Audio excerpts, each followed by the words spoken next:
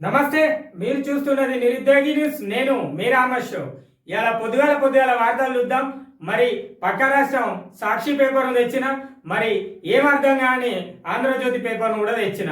మరి వీళ్ళు ఎట్లా రాసిరు వార్తలు, మరి ఏం రాసిరు, మరి ఆంధ్రజ్యోతి పేపరు ఏ పార్టీకి మద్దతు ఇస్తాననేది కూడా ఈ వార్తల ద్వారా తెలుసుకుందాం. మరి ఇలా పొద్దుగాల వార్తలకు పోతే ఆంధ్రజ్యోతిలో ఏం రాసిరో చూద్దాం. అయ్యా ముందుగాల పార్లమెంట్లో వేర్పాటు సెగ, మరి దక్షిణాది ప్రత్యేక దేశం చేయాలన్న కాంగ్రెస్ ఎంపీ వ్యాఖ్యల పైన రగడ. ఇది ఇనురే దక్షిణ భారతదేశాన్ని ప్రత్యేక దేశం చేయాలన్నట కాంగ్రెస్ ఎంపీ పార్లమెంట్ లో వెలువెచ్చిందట. ఇది ఏమున్నదా ముచ్చట అర్థం కాదు. డికే సురేష్ కాంగ్రెస్ కు క్షమాపణ చెప్పాలని రాజ్యసభలో బీజేపీ డిమాండ్. ఆయన పేరు డికే సురేష్ ఎంపీ. మరి ఆయన అట రాజ్యసభలో బీజేపీ వాళ్ళు ఏం చేసిరట అంటే, దేశ ప్రజలందరికీ మీరు క్షమాపణ చెప్పాలి, దక్షిణ భారతదేశాన్ని సపరేట్ దేశం చేసుడు ఎక్కడిది, మరి ఏంది ఇది, భారతదేశం అంతా ఒక్కటేనా ఆయన, మరి మళ్ళీ ఇలాంటి ఆలోచనలు ఏంది, మీకు లేని ఆలోచనలను ఎందుకు తయారు చేస్తారో ఈ కాంగ్రెస్ వాళ్ళు అర్థమైతే లేదు అని చెప్పి వాళ్ళు చెప్తారు. ఇక విభజన కోరే వ్యక్తి ఏ పార్టీ వాడైనా సహించబోమంటున్న మల్లికార్జున ఖార్గే తమ పార్టీ వ్యాఖ్యలను వక్రీకరించాలని కాంగ్రెస్ అధ్యక్షుడి వివరణ. లోక్సభను కుదింపజేసే వివాదం, కాంగ్రెస్ డిఎంకే వాకౌట్. ఇక ఇది ఊరి ముచ్చట. మరి వాళ్ళు ఏ పార్టీ వాళ్ళు అట్లా చేసినా కూడా తప్పే అని చెప్పేసి కాంగ్రెస్ పార్టీ మల్లికార్జున ఖార్గే కూడా చెప్తున్నాడట. మరి ఇది ఏందో ముచ్చట చూడాలి. దక్షిణాది కాంగ్రెస్ పై మోదీ సర్కార్ పై దక్షిణాది అపోహలు ఎక్కువ, కేంద్ర మంత్రి నిర్మలా సీతారామన్. పైసల మంత్రి చెప్పిండ్రట, అపోహలు ఎక్కువ అంటే అబద్ధాలు ఎక్కువ ఉన్నాయని చెప్పేసి చెప్తారు. ఇక చూద్దాం. వాట తేలేదాకా ప్రాజెక్టులను అప్పగించలేము, అప్పటిదాకా 50% అంటే 50:50 నిష్పత్తిలో నీటిని పంచాలి, సర్కారు అనుమతి లేకుండా ప్రాజెక్టులను ఇవ్వలేం. కృష్ణా బోర్డు భేటీలో తేల్చి చెప్పిన తెలంగాణ ఈఎన్సి. తెలంగాణ ఇస్తేనే మాకు ప్రాజెక్టులు ఇస్తాం. ఏపీ ఈఎన్సి సాగర్, శ్రీశైలం సహా 15 కంపోనెంట్లను అప్పగించాలి. ఆ తర్వాత ఉద్యోగుల వివరాలు ఇవ్వాలి కృష్ణా బోర్డు. గురువారం నాటి సమావేశంలో మీట్స్ విడుదల. నీటిపారుదల శాఖ పైన శ్వేతపత్రంలో విజిలెన్స్ నివేదిక. అసెంబ్లీ సమావేశాల ముందే శ్వేతపత్రం విడుదల చేయాలని చెప్పేసి కూడా చెప్తారట. ఇక 50% మీరు సగం ఆడుకోరు, మేము సగం ఆడుకుంటాం అని చెప్పేసి వాళ్ళు చెప్తారని చెప్పేసి చెప్తున్నారు. మరి సర్కారు అనుమతి లేకుండా ప్రాజెక్టులు ఇయ్యమని చెప్పేసి కూడా ఎవరు చెప్పారు? ఈఎన్సీ వాళ్ళు చెప్పారు. మరి ప్రభుత్వం ఏం చేసింది? ఒక ఈఎన్సీని ఏర్పాటు చేసి అక్కడికి పంపించింది. వాళ్ళే చెప్పాలి. మరి ప్రభుత్వం అనుమతి ఇస్తే దాని గురించి మేము ఏమైనా మాట్లాడతామని చెప్పారు. మరి అసెంబ్లీ సమావేశాలు రాకముందేనట ఈ యొక్క నీటిపారుదల శాఖ పైన శ్వేతపత్రం, అంటే ఎంత ఖర్చు పెట్టిరు, ఎట్లా ఖర్చు పెట్టిరు, ఏ రాష్ట్రానికి మన రాష్ట్రాన్ని ఎట్లా ఉపయోగిస్తున్నాయి నీళ్ళు, వాళ్ళకి ఎట్లా పంపిస్తారు, అసలు ఏం జరుగుతుంది, ఉద్యోగాల పరిస్థితులు ఎట్లున్నాయి, ఏంటిది అన్న విషయం గురించి శ్వేతపత్రం ఇస్తాము, అది కూడా బడ్జెట్ ముందే అని చెప్పేసి చెప్తారు. ఇక కృష్ణా జలాలను కాపాడేది బీఆర్ఎస్ఏ. తెలంగాణ హక్కులు మోదీ రేవంత్ తాకట్టు పెట్టినాడు. తెలంగాణ హక్కులన్నాడు మోదీ తాకట్టు పెట్టిండని కేటీఆర్ సార్ చెప్తాడు. మరి ఆ ప్రాజెక్టులను, కృష్ణా జలాలను, శ్రీశైలంను, శ్రీరామ్ సాగర్ ప్రాజెక్టును, ఇక ఏ ప్రాజెక్ట్ అయినా మేడిగడ్డను, కాళేశ్వరంను, అన్నారము, సుందిల్ల అన్ని ప్రాజెక్టులను కాపాడేది కేసీఆర్ సార్. మరి KCR sir, KTR sir, Harish sir వీళ్ళే ముగ్గురు కాపాడతారు. ఇక మిగతా ఎవరు కాపాడరు, కాపాడే పరిస్థితి లేదనే అది చెప్తారు. మరి వాళ్ళు ముగ్గురు అక్కడ నిల్చుంటారు కావచ్చు ప్రాజెక్టుల మీద పోయి. మరి మేము కూలకుండా చూద్దాం. ఫస్ట్ ఆ కాళేశ్వరం ప్రాజెక్టు చూడు, ఆ మేడిగడ్డ పరిస్థితి ఆలోచన చేయరు, ఎట్లా కట్టిరు మేము ఉన్నప్పుడు, మరి ఎందుకు పగులు తేలుతున్నాయి, ఏంటిది, ఏమైంది, వీళ్ళు అబద్ధం చెప్తారా నిజం చెప్తారా, బస్సులు పెడతాం ఇప్పుడు చెప్పుర్రి, మేడిగడ్డ ప్రాజెక్టు పోదాం, మరి అది పలగలేదు, మరి అది పగులు తేలలేదు, మరి అసలు అక్కడ ఏం కాలేదు, మేము బస్సు పెడతాం మీరు రారి అని ప్రతిపక్ష పోలు ప్రభుత్వాన్ని తీసుకోపోరు, ఎందుకంటే అది నిజమే కాబట్టి. ఇక రేవంత్ సార్ మీటింగ్ ఏంటంటే, ఎవరా కూల్చేది, ప్రజాప్రభుత్వాన్ని పడగొడితే ప్రజలు ఊరుకుంటారా, తెలంగాణ ఎవరి చేతుల్లో భద్రేమో ఆలోచించండి. మరి త్వరలో ప్రియాంక సమక్షంలో 500 సిలిండరు, తెల్ల రేషన్ కార్డుదారులందరికీ 200 యూనిట్ కరెంట్. ఈ సారోళ్ళు తెల్ల రేషన్ కార్డు లేని పరిస్థితి. మరి గత 10 సంవత్సరాల నుంచి తెల్ల రేషన్ కార్డు లేని పరిస్థితి ఏంది? ఆనికే 200 కరెంట్ ఉన్నవానికి 200 యూనిట్ల కరెంటు ఫ్రీ ఇస్తా అని చెప్తాను. మరి లేని పరిస్థితి ఏందో కూడా మీరు చెప్పాల్సి ఉంటుంది. అది కూడా ఆలోచన వేయాలి. లేని రేషన్ కార్డు లేని పరిస్థితి ఏంటిదో కూడా మీరు ఆలోచన చేసి చెప్పాలి. మరి లేదంటే ముందుగా రేషన్ కార్డులు ఇచ్చి తర్వాత మీ ప్రభుత్వ పథకాలను అమలు చేయాలి. ఏదైనా ఒకటి చేయాలి. ఇక ఎవరా ప్రభుత్వాన్ని, నీ ప్రభుత్వాన్ని ఎవరు కూలగొడతలేరు, ప్రజలే కూలగొడతారు. ప్రజలు ఎందుకు కూలగొడతారు అంటే గతంలో మీరు చూసిర్రు, గత 2 నెలల క్రితమే చూసిర్రు. ఎలా అంటే ఒంటెత్తి పోకడతోటి పరిపాలన చేసిర్రో ఆ ప్రభుత్వాన్ని ఎలా వడగొట్టిర్రో, మీరు కనుక సంక్షేమ పథకాలను ప్రజలందరికీ అందేలా చేయకపోతే, నిరుద్యోగుల బాధలు తీర్చకపోతే, రైతుల గోసలు తీర్చకపోతే మీ పరిస్థితి కూడా రాబోయే లోక్సభ ఎన్నికల్లో అదే కనబడుతుంది. ఇది రాష్ట్ర ప్రభుత్వం గుర్తుపెట్టుకోవాల్సిన ముచ్చట. మీరు ఎవరన్నా నా ప్రభుత్వాన్ని ఊలగొడతాడు, ఎవరిని ప్రభుత్వాన్ని ఊలగొట్టేటోళ్ళు లేడు. అది మా అందరికి తెలిసిన ముచ్చటే, తెలంగాణ ప్రజలందరికీ తెలుసు. ప్రజలారా మన అందరికీ తెలిసిన ముచ్చట. అధికారం ఎవరుంటే నాయకులు కూడా ఆ పక్షాన్నే ఉంటారన్న విషయం తెలుసుకోవాలి. ఇక్కడ అందరూ కరెక్ట్ గానే ఉన్నారు. నాయకులనే తిట్టుకుంటున్నారు, వీళ్ళు వాళ్ళని తిడుతున్నారు, వాళ్ళు వీళ్ళని తిడుతున్నారు తప్ప ప్రజా సంక్షేమాల పైన ఆలోచనలు తగ్గిస్తున్నారు. ఇక ఇక్కడ రేవంత్ సార్ చెప్పింది ఏంటంటే ప్రియాంక గాంధీని పిలిచాట 500కి సిలిండర్ ఇస్తాను. ఈ తప్పేం లేదు, మంచి పద్ధతే. మీరు ఇయ్యంగా మేము అద్దనేది ప్రసక్తే లేదు. ఇక తెల్ల రేషన్ కార్డుదారులందరికీ 200 యూనిట్ కరెక్ట్, ఇది కరెక్ట్ కాదు. ఎందుకంటే రేషన్ కార్డు లేని నిరుపేదలు ఎంతో మంది ఉన్నారు. మరి వాళ్ళ పరిస్థితి ఏందో కూడా చెప్పాల్సి ఉంటుంది. ఇక 15 రోజుల్లో 15,000 కానిస్టేబుల్ భర్తీ. కేసీఆర్ జీవితంలో మళ్ళీ ఎప్పుడు సీఎం కాలేదు, ఇది మనకు అవసరం లేదు. కేసీఆర్ జీవితంలో అవుతాడో కాడో ఏమవుతాడో అవన్నీ మనకు అవసరం లేదు సారు. మనకు ఆ ముచ్చట్లు బంద్ చేయరు, వాళ్ళ గురించి మాట్లాడే బంద్ చేయరు. మీరు వాళ్ళని అట్టిగా హైలైట్ చేస్తున్నారు. రాష్ట్రంలో ప్రతిపక్షం లెక్కనే ఉంటుంది. మీరు సైలెంట్గా ఉంటే మన పనులు మనం చేసుకుంటా ప్రజల కోసం ప్రజాపాలన అంటున్నారు. ప్రజా సంక్షేమ పథకాలు ప్రజలకు అందేట్టు చెయ్యురు తప్ప మీరేం చేయకూరి, లొల్లీలు బంద్ చేయరు. ఇక నిత్యానందం లాగా దీవికి రాజుగా ప్రకటించుకోండి, అది మనకు అవసరం లేదు ముచ్చట. ఇక నాగోబా ఆలయంలో సీఎం ప్రత్యేక పూజలు చేసిండట. 8 నుంచి అసెంబ్లీ బడ్జెట్ సమావేశాలు, రేపు కేబినెట్ పలు అంశాల చర్చ, vote on account budget, group 1 పోస్టుల భర్తీ, మరో 2 గ్యారెంటీల అమలుపైన చర్చించే అవకాశం. 8వ తారీఖు అసెంబ్లీ సమావేశాలు పెట్టాల, బడ్జెట్ సమావేశాలు పెడతారట. మరి దాంట్లో చూద్దాం. ఇక ఆలోచన ఏయూరు ప్రజలారా, కేసీఆర్ సార్ మొన్ననే ప్రమాణ స్వీకారం ఎందుకు చేసిండంటే ఇందుకే చేసిండు, బడ్జెట్ సమావేశాలు ఉన్నాయి, మరి నేను అసెంబ్లీ పోవాలి, మరి కొత్త ప్రభుత్వం ఎట్లా చేస్తుంది, మరి వాళ్ళకి మేము సలహాలు ఇస్తామని చెప్పేసి ప్రమాణ స్వీకారం చేసినట్టుంది సార్. మరి చేసి మంచిదే కదా, ఆయన సలహాలు కూడా తీసుకోరు. ఎందుకంటే పెద్ద మనిషి, వయసులో పెద్దోడు, ప్రభుత్వాన్ని 10 సంవత్సరాలు పాలించిండు. తెలంగాణలో ఉన్న సమస్యలు, సాధక బాధలు ఎట్లా ఉంటాయో ఆయనకు మొత్తం తెలుసు. కానీ వాళ్ళ స్వలాభావాల కోసం వాడుకున్నారు. వాళ్ళను స్వలాభావాల కోసం ఇప్పుడు వాడుకోనియకుండా మనకేమైనా ఉపయోగపడేట్టు ఉంటే ఉపయోగించుకోరు. రాష్ట్ర ప్రభుత్వానికి నా యొక్క విన్నపమే ఇది. ఎందుకంటే ఆయన సలహాలు తీసుకోవడం తప్పేం కాదు, మాజీ సీఎం సలహాలు తీసుకోవడము ప్రస్తుత ప్రభుత్వానికి తప్పేం లేదు. అది ఎందుకంటే వాళ్ళు ప్రతిపక్ష పనులు కాబట్టి వాళ్ళ సలహాలతో కూడా కొన్ని పనులు చేయాల్సి ఉంటుంది, ఖచ్చితంగా అవి చేయాల్సి ఉంటుంది, చేయరు. ఇది మంచి పద్ధతి అవుతుంది. ఇక గ్రూప్ 1 పోస్టుల పైన మరో 2 గ్యారంటీ అమలు పైన చర్చించే అవకాశం. గ్రూప్ 1 ఇప్పటికే 2 సార్లు రాసినాం, మీరు మళ్ళీ పెడితే 3వ సారి అవుతుంది. 3 సార్లు రాసి మళ్ళీ పెట్టూరు, 4వ సారి రాస్తాం, మళ్ళీ పెట్టూరు, 5వ సారి రాస్తాం. ఇదేమన్నా మేము ప్రాథమిక పాఠశాలల నుంచి మరి ఉన్నత విద్య అంటే ఉన్నత పాఠశాలకు పోతున్నామా? 1వ తరగతిలో రాసినాం, 2వ తరగతిలో రాసినాం, ఇట్లా 10వ తరగతి దాకా రాస్తే మళ్ళీ అయిపోయినాక ఇంటర్మీడియట్ పోతాం. ఏంది పరీక్ష? దాని గురించి ఏదో ఒక క్లారిటీ ఇచ్చి పరీక్ష పెడతారా, లేకపోతే ఉన్నాయి క్యాన్సల్ చేస్తారా, లేకపోతే గతంలో జరిగిన పరిస్థితులు ఏందో ఆలోచన చేసి ఏదో ఒకటి వేయాలి. కానీ రోజు వాటి గురించి చెప్పుకుంటే ఏముండదు. ఇక జార్ఖండ్ క్యాంపు తెలంగాణలో ఎందుకు? 39 మంది జేఎంఎం కూటమి ఎమ్మెల్యేల రాక, 2 విమానాల్లో బేగంపేట ఎయిర్పోర్ట్లకు, షామీర్పేటలో రిసార్ట్లోని 3 రోజులు మకాం, పార్టీ నేతలకు ఎమ్మెల్యేల బాధ్యతల అప్పగింత, పర్యవేక్షించిన దీపాదాస్, పొన్నం సంపత్.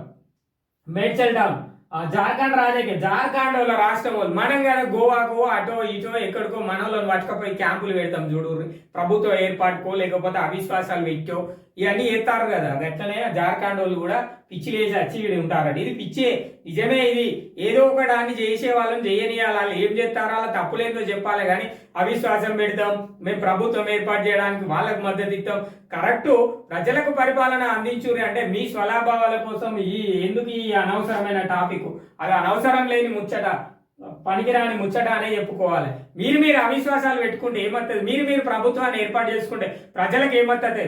భారతదేశంలో ఉన్న ప్రజలందరి కోసం మాట్లాడే విషయం ఇది. ఎవరైనా ఎందుకు ఏ ప్రభుత్వమైనా ఏ రాష్ట్రమైనా చేయాల్సిన ప్రభుత్వాన్ని ఏర్పాటు చేసుకొని ప్రజలకు సంక్షేమ పథకాలు అందుతున్నాయా లేదా చూసుకోవాలి తప్ప మేము అవిశ్వాసం పెడుతున్నాం, మేము ఆ విశ్వాసం పెడుతున్నాం, లొట్టపీజ్ చేస్తున్నాం, మేము అది చేస్తాం ఇది చేస్తాం, ఏం చేయరు మీరు. మీతో అయ్యేది కాదు. ప్రజలకు సంక్షేమ పథకాలు అందించే పరిస్థితి కూడా ఇక్కడ కనబడతలేదు. ఇక డబ్బులు వస్తాయంటే వీడియోలకు లైకులు కొట్టా. సైబర్ మోసం నుంచి తుడిలో తప్పించుకున్న కర్ణాటక మాజీ డీజీపీ కూడా బాధితుడే. ఇక సారు మీరే గిట్లయితే ఇట్లనే పైసలు వస్తాయనంటే వీడియోలోకి లైక్ వచ్చిండట సారు. కాకపోతే కొంచెం త్రుటిగా తప్పించుకున్నాడట. ఇక డీజీపీ అప్రమత్తంతోనే అడ్డుకున్న డీజీపీ రవీంద్ర గుప్తా కర్ణాటక మాజీ డీజీపీ బాధితుడట. ఏమో సార్లు మీకే తెలుతలేదు.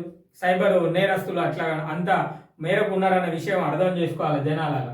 ఇక లాకర్లో బంగారం, రేరా కార్యాలయం బీరువాలో బద్దలు కొట్టి ఏసీబీ భూమి పత్రాలు, పాస్ పుస్తకాలు స్వాధీనం. హెచ్ఎండిఏ మాజీ డైరెక్టర్ శివబాలకృష్ణ కేసు 3వ రోజు విచారణలో విషయాలు కీలక వెల్లడి. త్వరలో మరి అరెస్టులు.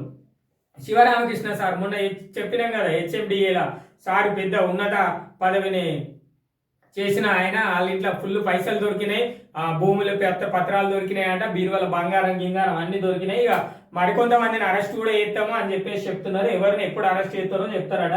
అది ఇయాడికి 3వ రోజు విచారణ అని చెప్పేసి చెప్తున్నాడు. ఇక నాకు మీ నాన్న గతే, షర్మిల వైఎస్ విజయలక్ష్మిని వదలబోమంటున్నారు. సోషల్ మీడియాలో బెదిరిస్తున్నారు.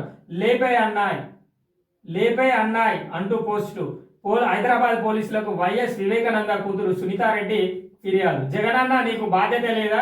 తల్లిని చెల్లిలను తిడుతున్నా చేతులు దులుపుకుంటావా? కాలకేయులాగా సోషల్ మీడియా మరి కాలకేయులు షర్మిల వాళ్ళ నాన్నకు పుట్టలేదని పోస్టు పెడుతున్నారు. వివేక కుమార్తె సునీత ఆవేదన. ఈ వాళ్ళ ఇంట్లో పంచాయతీని మీరు రోడ్డు మీద వేసుడు ఎందుకే? వాళ్ళ గురించి ఎందుకే? వాళ్ళ ఫ్యామిలీ సంబంధించిన కుటుంబ వ్యవహారాలు, కుటుంబ పరిస్థితుల గురించి మనకి ఎందుకే? ఏందా ఇదంతా? రాష్ట్రంలో ఉన్న రాజకీయం ఎన్నున్నది, ప్రజల గురించి ఎట్లా మాట్లాడతారు, రాష్ట్ర రాజకీయ పరిస్థితులు ప్రజలకు ఏమైనా సంక్షేమం చేస్తున్నాయా లేదా అని చెప్పురాయా అంటే సోషల్ మీడియాలట. ఇక జగనన్నకు షర్మిలలో చెల్ల కాదు, అలా నాన్న ఊరికేదే, ఈ ఎందుకయా మీకు పనికిరాని సోషల్ మీడియాలో వాడుకుండు. పద్ధతి లేని పద్ధతి ప్రకారంగా వాడండి. రాజకీయంగా వాళ్ళను దెబ్బతీయాలంటే వేరే ఏదైనా ఆలోచన చేయరు తప్ప కుటుంబాలమైన అదే అబాండాలు మోపడము ఇట్లాంటివి చేయకూడదు. ఎందుకు ఇది? దాని గురించి పాపం మాట్లాడి వాళ్ళను అట్లా చేయకూడదు. ఏపీలో బీజేపీ రాజ్యం. ఆ పార్టీకి ఒక్క సీటు కూడా ఇవ్వకుండా రాష్ట్రాన్ని బానిస చేశారు. 10 ఏళ్ళు హోదా ఇస్తామన్న మోదీ హీనంగా చూస్తున్నారు. 31 మంది ఎంపీలు ఉండి కూడా హోదాకు పై నోరెత్తడం లేదు. షర్మిల ధ్వజం. ఢిల్లీ ఏపీ భవన్లో ప్రత్యేక హోదా పైన ధర్నా. షర్మిలక్కకు మొన్నట్ల కాంగ్రెస్ వాళ్ళు ఆంధ్రప్రదేశ్ పిసిసి చీఫ్ ఇచ్చారు కదా, అక్క పోయి ఢిల్లీలో ఆ రాష్ట్రం గురించి పోరాటం చేస్తుందట. ఎందుకు ప్రత్యేక హోదా ఇస్తలేరు? మరి మాకు 31 మంది ఎంపీలు ఉన్నారా, వీళ్ళు ఉన్నారు అని చెప్పేసి చెప్తుంది. ఇక హై స్పీడ్ రైళ్ల ప్రాజెక్టుల వేగం మార్చిలోగా కారిడార్ల సర్వే చేస్తారని చెప్పేసి చెప్తున్నారు. 220 కిలోమీటర్ల వేగంతో అవి ఏది తయారు చేస్తారట. మహిళలు జరభద్రం. దేశంలో నానాటికి పెరుగుతున్న సర్వైకల్ క్యాన్సర్ ముప్పు. ఎందుకు? భారతదేశంలో దాదాపు 80,000 మంది గర్భాశయ క్యాన్సర్ల బారిన పడుతున్నారు. మరి భారతంలో ఏటా 80,000 కేసులు, 35,000 మరణాలు క్యాన్సర్ తోటి కట్టడికి కేంద్ర ప్రభుత్వం మహిళలు గర్భాశయ క్యాన్సర్ ఎక్కువగా వస్తుందట మహిళల్లో ఇప్పుడున్న సిచ్యువేషన్లలో. మరి ఎందుకు వస్తుంది అనేది కూడా వాళ్ళు చెప్తున్నారు. ఇవన్నీ ఇట్లాంటివి జరుగుతున్నాయి కదా, కొంచెం జాగ్రత్తగా ఉండాలి. మరి పరిస్థితులు సెర్వైకల్ క్యాన్సర్ నిర్వహణ కోసం 9 నుంచి 14 ఏళ్ల బాలికలకు టీకా ఇవ్వడానికి, ఈ క్యాన్సర్ కోసము గర్భాశయ క్యాన్సర్ రాకుండా ఉండడం కోసం 9 నుంచి 14 ఏళ్ళ అప్పుడే పిల్లలకు టీకాలు, అదే పోలియో లాంటి పోలియో టీకాలు అయితే ఎట్లా వేసిరో పిల్లలకు అట్లనే వీళ్ళకు కూడా వేస్తారు అని చెప్పేసి చెప్తున్నారు. అది భారత్లో ఫుల్ జరుగుతుందనేసి కూడా, అంటే బాగా జరుగుతుందని చెప్తున్నాడు. ఇక నెలల్లోనే 6. మరి గడిచిన వారం రోజుల్లోనే 3 అమెరికాలో భారతీయ విద్యార్థుల మరణాలు. 2018 నుంచి విదేశాల్లో 403 మంది మృతి చెందిరు. కెనడాలో 91, అగ్ర రాజ్యంలో 36 మంది. ఇట్లా ఈ ఇతర దేశాలకు పోయి భారతదేశం వాళ్ళు, మరి మన తెలంగాణ రాష్ట్ర వాళ్ళు చచ్చిపోతారు. మరి నెలలనే 6 చచ్చిపోయారట. మరి దాని మీద విదేశాంగ శాఖ మంత్రి జైశంకర్ వెల్లడి చేసాడు. చేస్తారు అంతే, వెల్లడి చేసాడు. మరి వాళ్ళకేం భద్రతలు, మరి వాళ్ళకి ఎలాంటి రక్షణలు ఆ దేశం నుంచి కల్పించే ప్రయత్నం అయితే చేయకుండా. ఎందుకంటే చేస్తే వాళ్ళు మీ పిల్లలు కాదు కదా, మీకు సంబంధించిన వాళ్ళు కాదు కదా. మీ వ్యవస్థ కాదు కదా, అందుకే మీరు ఇట్లా చేస్తారు. ఇక తమిళగా వెంట్రీ కలగనం ఏంటి, హీరో విజయ్ కొత్త పార్టీ పెట్టినాడు. హీరో విజయ్ రాజకీయాల్లో రాక పార్లమెంట్ ఎన్నికలకు దూరం, అసెంబ్లీ లక్ష్యంగా 2026లో అధికారం తమదేనని ధీమా. తమిళ హీరో విజయ్ అన్న అట పార్టీ పెట్టుకున్నాడు తమిళనాడులో. ఏం పని లేదు, ఇక అందరు పెట్టిరా ఆయన పెడతాడు. భారతదేశం గురించి ఆలోచించితే ప్రజలు ఎట్లాంటి వాళ్ళంటే ఒక ఉన్నత స్థాయిలో ఉన్న ఇందిరాగాంధీనే ఎలక్షన్లో ఓడగొచ్చిరు. ఇక అట్లనే మాట్లాడుకుంటే తెలంగాణలో మరి ఏదో ఒక సందర్భం ఏంది, అప్పుడు ప్రజలను కించపరిచిండు కనుకనే ఎన్టీ రామారావును ఓడగొట్టారు.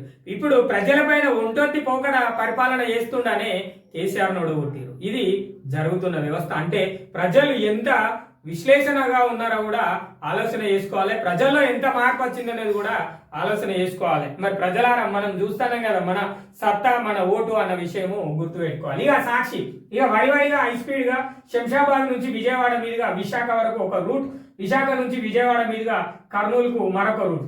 ఇక హై స్పీడ్ రైలు పెడుతున్నారట. కిలోమీటర్కు సుమారు 922, అంచనా వ్యయం 20,000 కోట్ల పైగానే ఉంటాయట. 2 మార్గాల్లో హై స్పీడ్ రైలు క్యారిడార్ల ప్రాజెక్టులను ఏర్పాటు చేస్తున్నారని చెప్పేసి చెప్తున్నారు. ఇక అది ముచ్చట. ప్రజాప్రభుత్వాన్ని కూల్చాలని చూస్తే ప్రజలు ఊరుకోరు. ఇంద్రవెల్లిలో కాంగ్రెస్ తెలంగాణ పునర్నిర్మాణ సభలో సీఎం రేవంత్ రెడ్డి చెప్పిండు. ఇక 10 ఏళ్లలో రాష్ట్రాన్ని విధ్వంసం చేసిరు, అడవి బిడ్డలను పట్టించుకోలేదు. ఇప్పుడు మోదీ కేసీఆర్ ఒక్కడే ముందుకొస్తున్నారు. మతం పేరిట బీజేపీ, మద్యంతో బీఆర్ఎస్ గెలవాలని చూస్తున్నాయి. పార్లమెంట్ ఎన్నికల్లో వారికి బుద్ధి చెప్పాలి. 15 రోజుల్లో 15,000 కానిస్టేబుల్ ఉద్యోగాలు, త్వరలో 500కే గ్యాస్ సిలిండర్ ఇస్తాం. ప్రియాంక గాంధీ చేతుల మీదుగా పథకం ప్రారంభిస్తాం. 200 యూనిట్ల ఉచిత విద్యుత్ హామీ కూడా త్వరలో అమల్లోకి తెస్తాం. ఇది తెల్ల రేషన్ కార్డు ఉన్న వాళ్ళకి ఇస్తాం. ఇది ముచ్చట. ఇక 500 మరి అలా చేస్తే ఊర్లలోకి నీ ప్రభుత్వాన్ని ఎవరు పడగొట్టరు. రాష్ట్ర ప్రభుత్వాన్ని పడగొట్టే ధైర్యం కానీ ఎవరు చేయలేరు. ఎందుకంటే అధిక మెజార్టీ ప్రభుత్వానికి ఉంటేనే కనుక ప్రభుత్వం ఏర్పడింది. అంటే నాయకులు అందరు కలిసినప్పుడే, వాళ్ళు సమిష్టిగా ఉన్నప్పుడే, వాళ్ళు సమన్వయంగా ఉన్నారు కనుకనే ప్రభుత్వం నిలబడింది. అందులో నుంచి ఇప్పుడు ప్రతిపక్షంలోకి వచ్చి చేసేది ఏం లేదు. మళ్ళీ అంటే అధికారం కోల్పోవాల్సిన అవసరం ఎవరికి లేదు నాకు తెలిసి నాయకులు. ఇది తెలంగాణ ప్రజలకు కూడా తెలుసు. మరి ప్రభుత్వం ఎట్లా కూలిపోతుంది అని చెప్పేసి అంటారో తెలుస్తలేదు, కానీ ఏడా కూలిపోదు. రేవంత్ సార్ మీ ప్రభుత్వాన్ని ఎవరు కూలగొట్టారు, కానీ రైతుల గోసలు, నిరుద్యోగుల బాధలు, మరి మహిళల పైన జరిగే అత్యాచారాలు, ఇక అన్ని చెప్పుకుంటూ పోతే పేద ప్రజల యొక్క బాధలు అన్ని తీర్చే ప్రయత్నం చేయరు. ప్రజలకు సంక్షేమ పథకాలు అందజేయరు. మిమ్మల్ని ఎవరు ఊలగొట్టరు. ఏ పులి రాదు, మీరు ఏ పులిని బోండేయరు. అసలు పులి లేదు, ఏది లేదు, నక్క లేదు, ఏది లేదు, అన్ని ఉత్త ముచ్చట్లే అనే ఆ విషయం అర్థం చేసుకోవాలి. ఇక 2 గ్యారంటీల పైన రేపు నిర్ణయం. మనం చెప్పినాం కదా, ఫిబ్రవరి 8 నుంచి అసెంబ్లీ సమావేశాలు పెడదామని చెప్పారు కదా. అలా గ్యాస్ 500కు తర్వాత 200 యూనిట్ల ఉచిత కరెంటు గురించి మరి అలా పెడతారని చెప్పేసి చెప్తారు. ఆ కార్లు ఎక్కడివి, ఎందుకే ఈ కార్లు ఎక్కడి, ఎవరి అన్న ఆ కార్లు ఎక్కడివి, ఎవరు బహుమతిగా ఇచ్చారు, ఒకవేళ మీరే కొంటే అందుకు సొమ్ము ఎక్కడిది అంటూ 3వ రోజు కస్టడీలో ఏసీబీ అధికారులు హెచ్ఎండిఏ మాజీ డైరెక్టర్ అదే శివ బాలకృష్ణ సార్ వాళ్ళు ఇట్లా పైసలు, బంగారము, భూమి పత్రాలు బొచ్చడు దొరికినాయి. రాష్ట్రానికి సరిపడే సామాన్లు దొరికినాయి అంత సార్ వాళ్ళు ఇంట్లో. మరి అవన్నీ సార్ కార్లు కూడా ఉన్నాయంటే ఎట్లా ఉండవు అని అడుగుతున్నారు. ఇక రైల్వేకు సంతృప్తికరంగా నిధులు నువ్వు ఇచ్చి సంతృప్తికరంగా ఇచ్చిందట. కేంద్ర బడ్జెట్ రైల్వే ప్రాజెక్టులకు సంతృప్తికర నిధులను కేటాయించారని దక్షిణ మధ్య railway general manager Arun Kumar Jain అన్నారు. ఏమో మరి మన రాష్ట్రానికి అయితే సంతృప్తికరంగా ఉన్న బడ్జెట్ లేదు. మరి అలా రైల్వే శాఖకు సంబంధించి మన రాష్ట్రంలో ఏం జరుగుతుందో కూడా చెప్పలేదు మనం. ఇక అది ఎందుకో కూడా తెలియదు. రాంచీ టు షామీర్పేట్ హైదరాబాద్ శిబిరానికి జార్ఖండ్ ఎమ్మెల్యేలు ఇది అవసరం లేని టాపిక్. ఇంతకుముందే చెప్పిన జార్ఖండ్ ఎమ్మెల్యేలు అందరూ వచ్చి ఇక్కడ ఉంటారట. ఉండి 3 రోజులు రిసార్ట్ ఉండి ఇక వాళ్ళు ఏం చేస్తారో ఆడ ప్రభుత్వం ఒకటి తయారు చేసి పెడతామని చెప్పేసి జార్ఖండ్ ముఖ్యమంత్రిగా చంపై సోరెన్ ప్రమాణ స్వీకారం. మంత్రులుగా అలంగీర్ అలాం, సత్యానంద్ భొక్తా ప్రమాణ స్వీకారం. జల్ జంగిల్ జమీన్ కోసం పోరాటం కొనసాగిస్తామన్న ముఖ్యమంత్రి.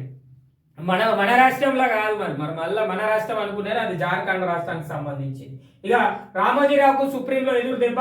మార్గదర్శి చిట్ ఫండ్ కేసులో విచారణకు బదిలీలకు పిటిషన్ కొట్టివేత. సర్వోన్నత న్యాయస్థానము ఏపీ హైకోర్టుకు వెళ్లాలని స్పష్టీకరణ. ఇక రామోజీరావు సార్ ఈనాడు, రారాజు దినపత్రిక ఇక అందరికి తెలిసిందే, ఈనాడు దినపత్రిక, మార్గదర్శి మార్కెటింగ్ ప్రైవేట్ లిమిటెడ్, అదే మార్గదర్శి చిట్ ఫండ్స్ అన్ని రామోజీరావు సారే, ఈటీవీ బ్రాండ్స్ రామోజీరావు సారే, ఇవన్నీ కేసు అక్కడ సార్కి ఎదురు దెబ్బాయి, మీరు ఆంధ్రప్రదేశ్కి పోయి ఆ కేసు గురించి చూసుకోరని చెప్పేసి పెద్ద కోర్టు చెప్పిందట. దేశంలో పెద్ద కోర్టు ఆయనకు చెప్పేసిందట. కాంగ్రెస్ మీ బ్లాక్ మెయిలింగ్ రాజకీయాలు, మరి మీ ఏంటి? రాష్ట్ర BJP chief Kishan Reddy fire, భూముల లావాదేవీల విషయంలో బిల్డర్లు వ్యాపారస్తులను బెదిరిస్తోంది. కాంగ్రెస్ బీఆర్ఎస్ కుమ్మక్కయ్యని ఇక బీజేపీ ఏమో బీఆర్ఎస్ తోటి కలిసిందని కాంగ్రెస్ వాళ్ళు, కాంగ్రెస్ వాళ్ళు ఏమో బీజేపీ ఉన్న బీఆర్ఎస్ కలిసిందని కాంగ్రెస్ వాళ్ళు చెప్తారు. ఇక బీజేపీ వాళ్ళు చెప్పేది ఏంటంటే కాంగ్రెస్ బీఆర్ఎస్ పార్టీ కలిసిందని బీజేపీ వాళ్ళు చెప్తారు. అంటే ఎవరితోటి కలిసినారు మీరు ఒకసారి ఆలోచన చేసుకోరు. నాకు తెలియక అడుగుతానా ఈ సమాధానం. ప్రజలారా మీరు కూడా ఈ విషయాన్ని ఆలోచన చేయరు. ఈ నాయకులు ఫోన్లు చేసుకోరా అనే ముచ్చట్లు, ఫోన్లు చేసుకుంటారు కదా, వీళ్ళు కలిసినప్పుడు మాట్లాడుకుంటారు కదా, మరి వీళ్ళకి జరిగే లావాదేవీల గురించి కూడా వీళ్ళకి తెలిసే ఉంటాయి కదా, మరి ఎందుకు ఈ ముచ్చట్లు, పనికిరాని ముచ్చట్లు ఇవి. ప్రజలకు పాలన చేయరు, ప్రజలకు అందే విధంగా చేయరు, ప్రజలకు సంక్షేమ పథకాలు ఏ విధంగా అందించాలి, ఎట్లుంటే ఏమవుతుంది, ప్రజలకు ఏది పెడితే లాభం జరుగుతుందో చేయరు. ప్రజాపాలన, ప్రజల ప్రభుత్వం ఇది అని చెప్పేసి చెప్తారు. మరి చూడాలి ప్రజల ప్రభుత్వం ఎట్లా ముందు పోతుందో, ప్రజల ప్రభుత్వం ఇంకేం చేస్తుందో కూడా చూసే ప్రయత్నం చేద్దాం. మనం ఇప్పుడు ప్రశ్నించడేది ఏం లేదు. 100 రోజుల తర్వాత ప్రశ్నించాలి. మనం ఎందుకు 100 రోజులు అంటాను అంటే, మినిమం 100 రోజులు అయితే ఆ ప్రభుత్వానికి కొత్తగా ఏర్పడిన ప్రభుత్వానికి రాష్ట్రంలో ఉన్న సమస్యలపైన ఒక 10%, 10% మాత్రమే అవగాహన ఉంటుంది. ఆ 10%లో ఎలాంటి ఈ కార్యక్రమాలు చేస్తారో కూడా తెలుసుకుంటారు. అప్పుడు చెయ్యాలి, అవి మనం ప్రశ్నించాలి. ఇక ఎంతో మందిని చూసినాం. నువ్వెంత ముఖ్యమంత్రి రేవంత్ రెడ్డి పైన BRS working president KTR fire, Krishna జలాలపై హక్కులను రేవంత్ ఢిల్లీకి తాకట్టు పెట్టారు. ఆత్మహత్యలు చేసుకుంటున్న ఆటో డ్రైవర్ల కుటుంబాలను ఆదుకోవాలి. 10 లక్షల చొప్పున ఎక్స్గ్రేషియా ప్రకటించాలి. బీజేపీని నిలువరించే సత్తా కాంగ్రెస్ కు లేదు. జోడో యాత్ర తర్వాత రాహుల్ గాంధీ ఒక్కరే మిగులుతారు.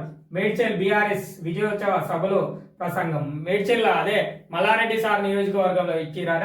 ఇక అక్కడ ఏం చేస్తారు, మన రేవంత్ సార్ అసొంటోళ్ళను, సీఎం సార్ అసొంటోళ్ళనట కేటీఆర్ సార్ ఎంతో మందిని చూసిరట. చూడూరు ఎంతో మందిని చూసిరు. మేము కూడా చూస్తున్నాం, మిమ్మల్ని చూస్తున్నాం, ఇప్పుడు ఈయనను కూడా చూస్తున్నాం. ఏం చేయకపోతే నిరుద్యోగులు ఏం చేస్తామో మేము చేస్తాం, కానీ మీరైతే చూసినాం, పొడిచినాం, బోన్లు ఎత్తాం, కట్టేస్తాం, కొట్లాడతాం, రారి దమ్ముంటే ముందుకు. మరి అంతకుముందు ఏదో మీటింగ్లలో బస్సులు వేసి బిర్యానీలు పెడతా కాంగ్రెస్ వాళ్ళని రమ్మన్నారు. ఇప్పుడు రమ్మన్నారు అదుర్రి మేడిగడ్డ దగ్గరికి. మరి మీరే బస్సులు వేచురు, లేదంటే ప్రభుత్వం పెడుతుంది, మీరు రారి చూద్దాం. మరి ఆడ పగులు తెలియా మీరు అద్దె ఆ మధ్యలో ఏదో నెర్రలు వాసినాయి అని అచ్చిగానే నెర్రలు వాస్తాయి, ఎండకు వాస్తాయి అన్నారు కదా. మరి అవి ఏ రకంగా వాసినాయి, ఎన్ని పిల్లర్లు వాసినాయో కూడా చూద్దాం. మరి వాటి వల్ల ప్రాజెక్టుకి ఏమైనా ప్రాబ్లం ఉందా అనేది చూద్దాం. మరి వీటి గురించి ఆలోచించారు. మరి మీరు గోదావరి జలాలు ఏది, పెద్దపల్లి జిల్లా, భూపాలపల్లి, జయశంకర్ భూపాలపల్లి జిల్లా, మంచిర్యాల జిల్లా, ఇలా ఉన్న జగిత్యాల జిల్లా, ఈ జిల్లాలను ఆనుకొని ప్రవహిస్తున్న గోదావరి నది నీళ్ళని ఎక్కడికి పోయినా ఇక్కడ రైతాంగం ఎలాంటి నీరును ఉపయోగిస్తుందో కూడా మీరు రారి చూద్దాం. మరి మీ ప్రభుత్వంలో అదే ఉపయోగించి అట్లనే అవే నీళ్లు ఉపయోగించారు. ఇప్పుడు కూడా రైతులు గోదావరి నది వాటర్ కాకుండా ఇతరత్ర వాటర్ను ఉపయోగించాల్సి వస్తుంది. ఎక్కడి తరలించారు గోదావరి వాటర్ను? సింగరేణి నిధులన్నీ ఎక్కడికి పోయినాయి? ఈ జిల్లాల నుంచి వచ్చినవి. మరి వాటి గురించి మాట్లాడుకుంటే సారు మీరు ఎంతో మందిని చూసిరు, చూస్తారు కూడా, ఇంకా చూసుకుంటూనే ఉండరు సార్, చూస్తూనే ఉండాలి. మీరు చేసేది ఏం లేదు. మీరేమైనా ప్రశ్నించాలనుకుంటే ప్రశ్నించరు. ప్రభుత్వాన్ని కాపాడలేము, అమ్మేద్దాం. హౌసింగ్ బోర్డులో దిల్ భూములపైన రాష్ట్ర సర్కారు యోచన. ఈ రెండింటిని కలిపి 2600 ఎకరాల భూములు ఉన్నాయి. వీటిపైన హక్కులు ఉన్నాయంటూ 2 తెలుగు రాష్ట్రాలు, 2 తెలుగు రాష్ట్రాలకు మధ్య భూమి ఉన్నదట. 2600 ఎకరాల భూమి అమ్మేద్దాం అనుకుంటారట. వాళ్ళతోటి మనకి ఎందుకు లొల్లి, వాళ్ళతోటి మనకి ఎందుకు పంచాయతీ అని చెప్పేసి అమ్ముకొని ఎవరి ఖాతాలలో పైసలు వేసుకోరు. మీ నాయకులకు, మీ మంత్రులకు, మీ ప్రతిపక్ష నాయకులకు ఎంత మేరకు పైసలు వస్తాయో అవన్నీ పంచుకోరు. మరి ఇది ఇవాళ వచ్చింది ఈ వార్త. దీన్ని మనం నెల తర్వాత అడిగినా కూడా ఇది కనబడదు. ఇది ఏం జరిగింది, ఇక్కడ ఏం జరిగింది, అమ్మిరా, ఎవరికి అమ్మిరు, ఎన్ని పైసలు వచ్చినాయి, రాష్ట్ర బడ్జెట్లు వేసిరా లేదా అన్న విషయాన్ని చెప్పరు. ఇది కూడా గుర్తుపెట్టుకోవాలి. అది వీళ్ళని కాదు, ఏ ప్రభుత్వం కూడా చెప్పదు. ఎందుకు చెప్పదంటే చెప్పదు, అంతే. సమాధానం లేని ప్రశ్న ఇది.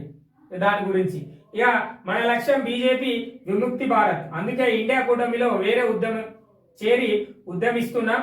దేశంలో మళ్ళీ మోదీ ప్రభుత్వం వస్తే విధ్వంసమే. సిపిఐ జాతీయ సమితి సమావేశాల్లో ప్రధాన కార్యదర్శి డి రాజా.